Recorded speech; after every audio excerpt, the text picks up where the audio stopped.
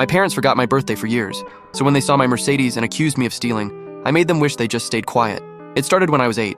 Mom and Dad threw my older sister Portia a massive Sweet 16 while I sat in my room, waiting for someone to remember I'd turned 8 that same day. Our birthdays were exactly 8 years apart, August 12th, but somehow mine never made it onto their calendar. By the time I was 13, I'd stopped expecting anything. While Portia got a new car for her 21st, I microwaved ramen in my room. When I turned 18, they were in Cabo celebrating their anniversary. Forgot to mention it was also the day I became an adult. I moved out at 19 with $340 in a duffel bag. Crashed on my friend Kenzo's couch while working graveyard shifts at a call center. No graduation party, no help with college. Just me and the belief that I'd prove them wrong. 5 years of grinding. I taught myself coding through free online courses, sleeping 4 hours a night, built apps on the side until one got acquired by a tech startup, then another. By 24, I was contracting for companies that paid more for a single project than my parents made in a year. Last month, I bought the Mercedes. Not to show off, I just wanted something reliable and nice. Something that was mine. I parked it outside Kenzo's apartment building where I was visiting.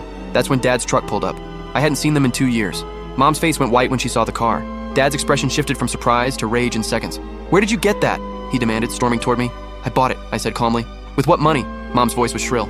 "You're a college dropout working retail. They'd never asked about my life. Never knew I'd built a career. You stole it," Dad said flatly. "Or you're doing something illegal. I'm calling the police." Something inside me snapped. "Go ahead," I said, pulling out my phone. "While you're at it, I'll show them the screenshots." Dad froze. Over the years, I'd documented everything. Every forgotten birthday, every time they'd posted about Portia's achievements while never mentioning me, every family photo I'd been cropped out of for their social media.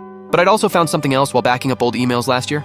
Messages between Mom and her sister about how I was an accident they considered fixing, how keeping me had ruined their financial plans, how they decided to invest everything in Portia, their planned child, and just let me figure it out.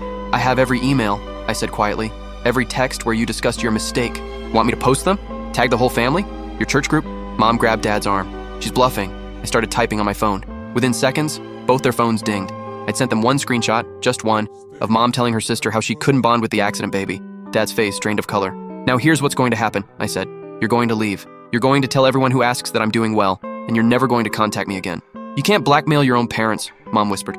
"Funny thing about that," I replied. "You'd have to actually be parents for that to work." They left without another word. I thought that was the end. But 3 days ago, Portia called. She never called. "What did you say to them?" Her voice was strange. "Mom's been crying nonstop. Dad's talking to lawyers." My stomach dropped. "Lawyers? They're planning something.